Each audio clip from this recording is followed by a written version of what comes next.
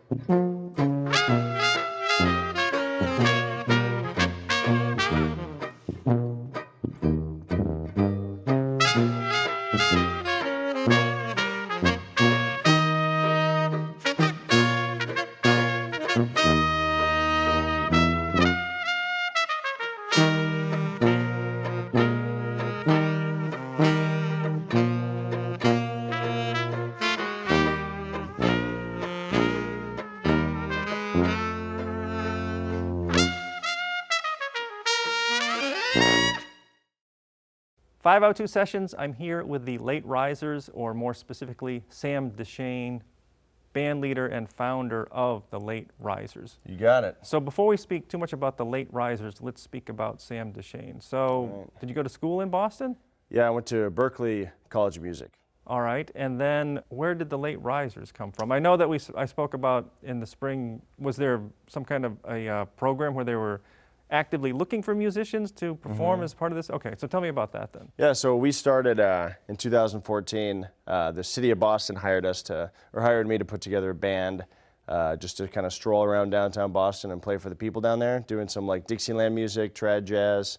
And so I put the band together based on, their budget for 4 people, and I got 4 of my friends to go do it, and we've been kind of developing our sound and adding to our repertoire ever since. So they specifically requested a traditional band? Yeah, they Interesting. wanted a Dixieland band, so bring like this like kind of New Orleans style music downtown, but not super loud big brass band, kind of like a condensed version of it.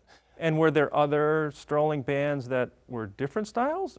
Yeah, there's they still exist too. There's a kind of a pops brass band that they do, like kind of like pops music and covers of fun like movie theme songs and stuff like that, and pop tunes.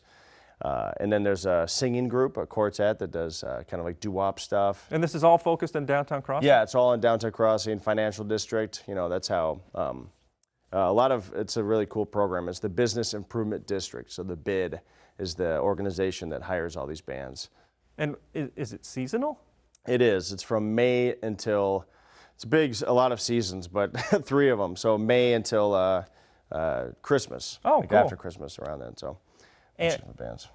And you are assigned a day to go play for specific hours? Yeah, exactly. So what's the hour thing? So we do every Wednesday and Friday and Saturday from 12 to 2 and 5 to 7.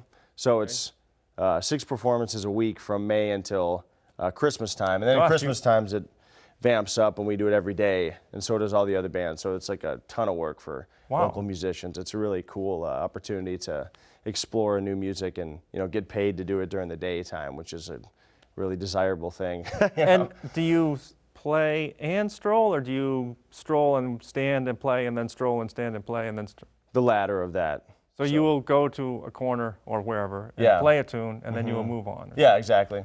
And kind of go with the flow, which is one of our song names, which is kind of cool. But anyway, we walk around and play a couple tunes for whoever is there. There's a lot of like financial people there. There's a bunch of students, a lot of tourists, and the homeless community down there, and everybody kind of is all in one area, and we kind of just entertain all of them.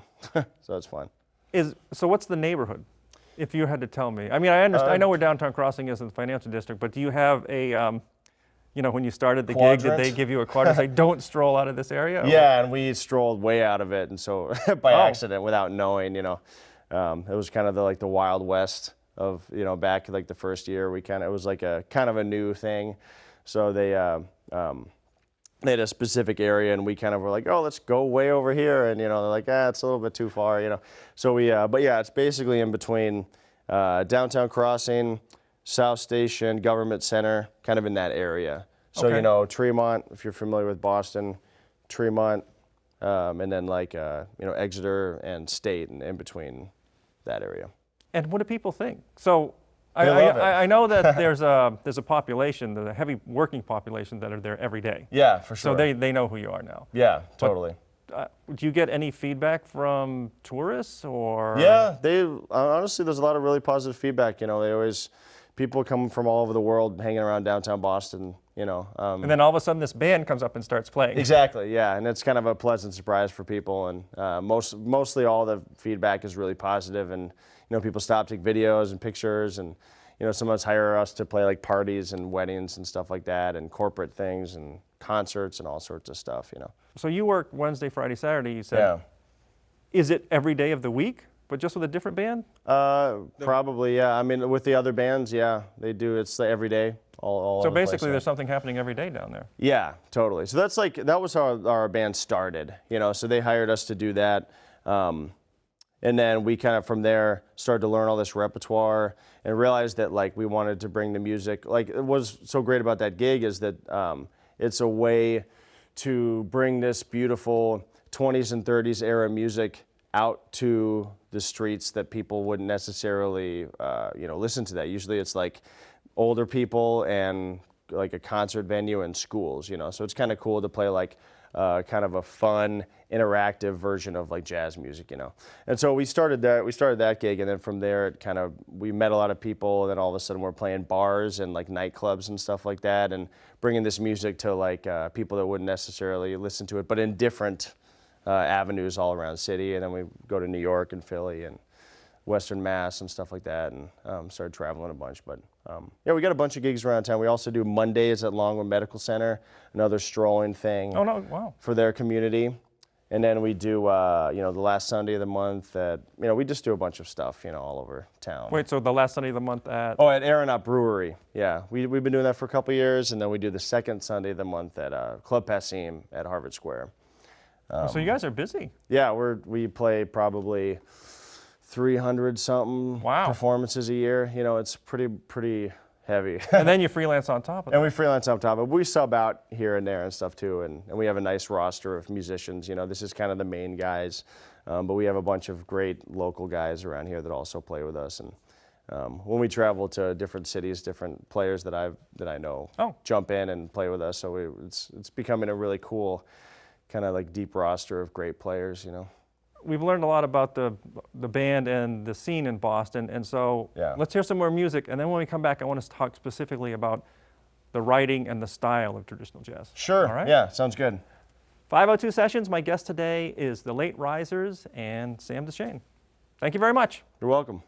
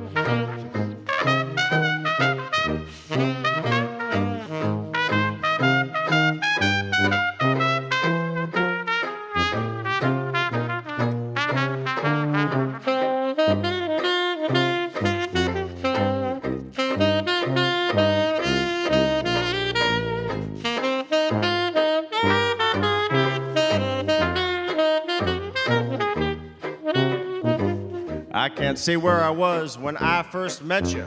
My world was spinning round and round and upside down, you betcha. I look into your eyes, it makes me feel so warm. You make me wanna blow my horn, baby. You are a symphony, a melody so new, a song I'm singing on repeat. It's oh so sweet, it's true. I feel like a baby that just was born. You make me wanna blow my horn. In my blindness you gave me sight, and in the darkness you shone a light. Whoa, a kiss so tender never felt before. You make me wanna blow my horn, baby.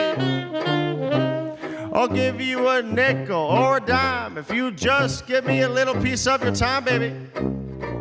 A tender kiss I never felt before. Whoa, you make me wanna blow my horn. Austin Yancey, saxophone.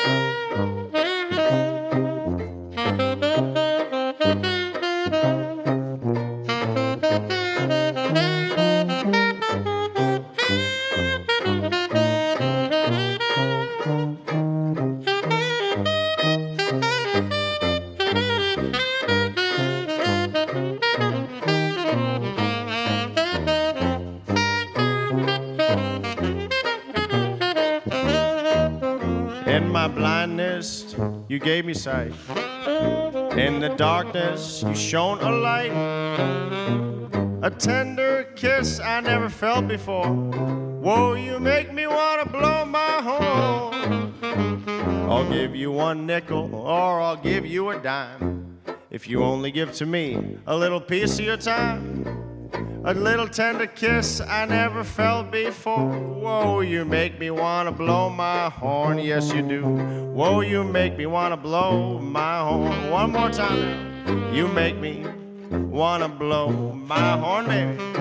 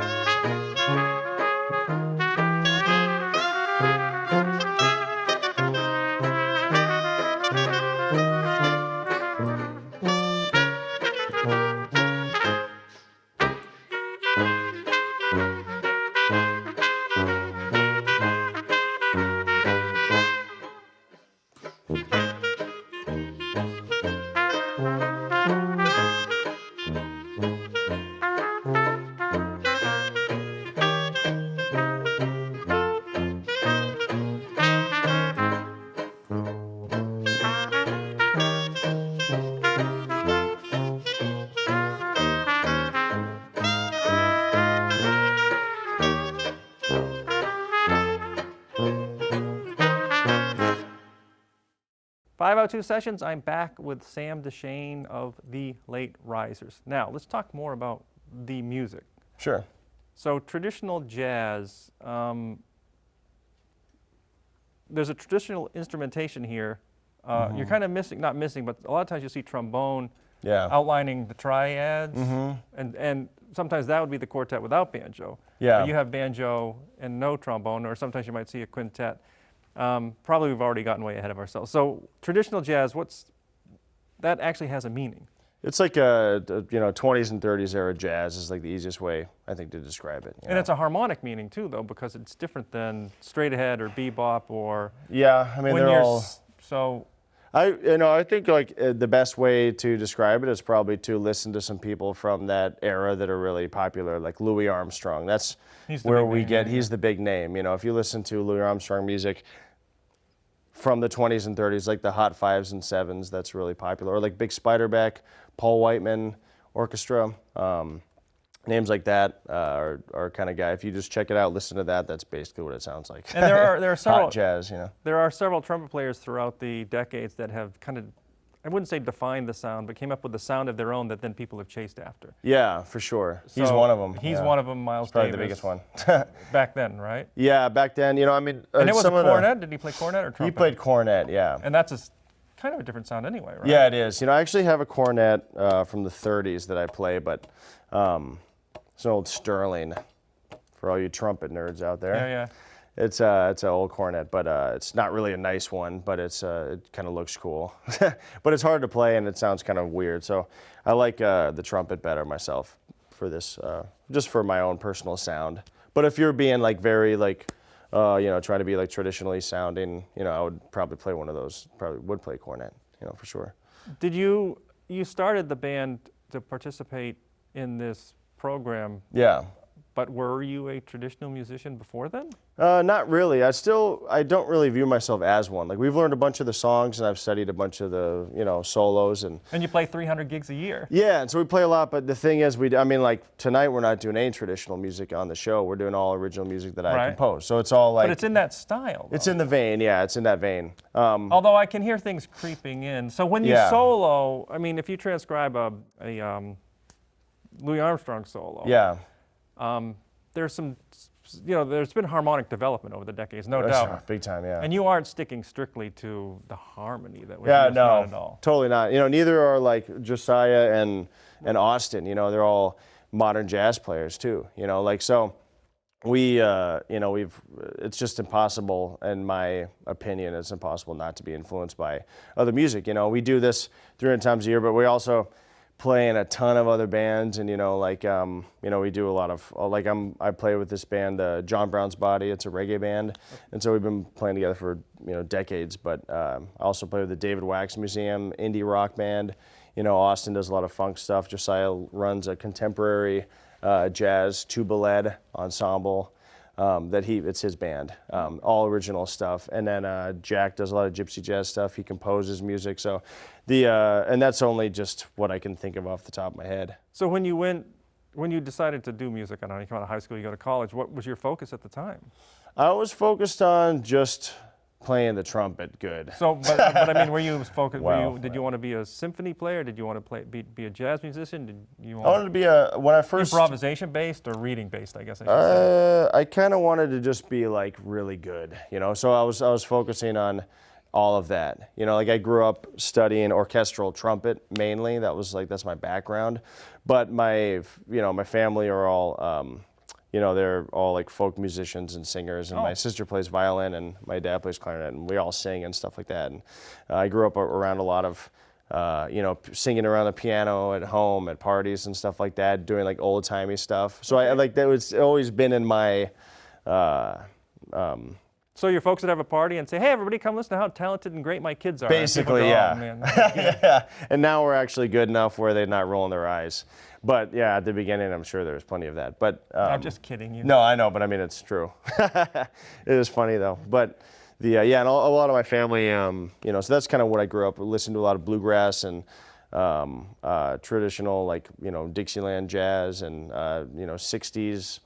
Kind of like oldies and stuff like that. That's what I grew up on. So that influenced a lot of my compositions. Well, let's talk about the writing, because Sure. in the writing, you are kind of hanging to a more traditional form or style, in the sense that, I mean, Yeah, more or less. in a, I guess you'd call it more contemporary swing or jazz, the forms are more like AABA or something, Yeah. right? Or AB. And Yeah. then yours, you have more forms, right? You're like doing an A, a B, and then there's another C section, and then you, or you depending on the song, yeah. Like we have like, you know. It like starts a different, not a different song, but it's a completely different section of the song, as opposed to just going to the bridge again. Yeah, for sure. Yeah, like we have a couple tunes that, you know, are just AABA, like the one that I sang on, Going with the Flows, like that. And then we have other tunes that are, you know, ABC and just repeated, and then we like arrange it in different ways, and different people take melodies, harmonies, blah, blah, but the form is just ABC right down the page. There's a couple tunes like that song that we just played, Brunch Gig. That song is more kind of all over the place. It's like A, B, there's a little interlude, there's a solo, then there's kind of another interlude thing, another solo, then B, A, you know, it's kind of all over the place. How do you keep that straight? I just, you know. Well, you wrote it, so you know. So how I write a lot of times is, you know, is me just singing melodies as I'm walking down the street, or like going for a swim or something like that, or improvising on trumpet. And then that's one way I write music, and another way is going on piano and playing chords and seeing what chords I really like. And then singing a melody over that. And then I also get behind drums and sometimes just figure out a nice beat with some breaks and stuff like that and sing, you know. So there's a couple different ways that I go about doing it. Sometimes it's from the harmonies perspective at the beginning, but most of the time it's based on the rhythm and the melody, you know, for the most part. Let me ask a question Whatever I'm about hearing. Orchestration. So there's the melody, right? Then you have the chordal instrument with the banjo, and then Yeah. you have the tuba following the bass line. Yeah, for sure. And between the clarinet and the trumpet, there's, I wouldn't call it a counterpoint line, but so the melody's orchestrated. You write the melody. Yeah. You write down the chords. The tuba player follows those. Now, when the non-melodic instrument is doing some background for the person playing the melody, do you actually write out that counterpoint line, or is that a tradition Sometimes, people yeah. know what to do in that style? It depends on the player, really. I mean, like if you're doing like very traditional sounding jazz music, there's a certain way that like the clarinet's played in the Right. background, a certain way. So that is not improvised, but it's a standard. It's a pretty standard way of playing. And so you didn't write that and same out with for the him? trombone. Not that, but Austin is kind of a unique. Like we're all kind of a unique players in this style, and the fact that we definitely have some like other influences. Like, you know, at least for me in Austin, like, you know, he plays saxophone too and clarinet, but we have a lot of like experience doing horn section work for like you know, bands, singer-songwriters, pop bands, Yeah, yeah. funk bands, and stuff like that. And that definitely adds to like kind of, it's a more sparse clarinet playing that he does. And I do the same thing with my trumpet background. It's not, that doesn't sound as like traditional kind of New Orleans style. But it is still not scripted. It's not scripted a lot of the times. Let's hear some more music. Cool, sounds good. 502 Sessions, the late risers, Sam Dechenne, thank you for coming in once again. You're welcome.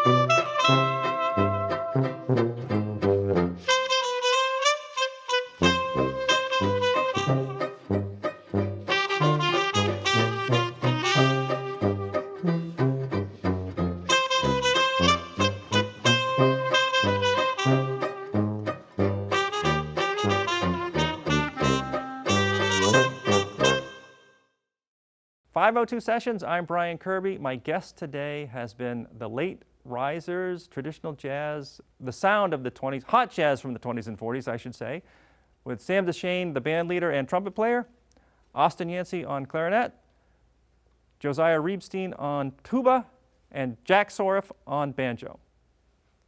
Thanks again for coming in today. 502 Sessions is all about original music, so if you're a musician and you're in a band or a solo act, don't hesitate to reach out to me. I'm at 502sessions@gmail.com. I check out links and I respond to all emails. Thanks again, gentlemen. You're welcome. One more tune? Let's do it. All right. The Late Risers.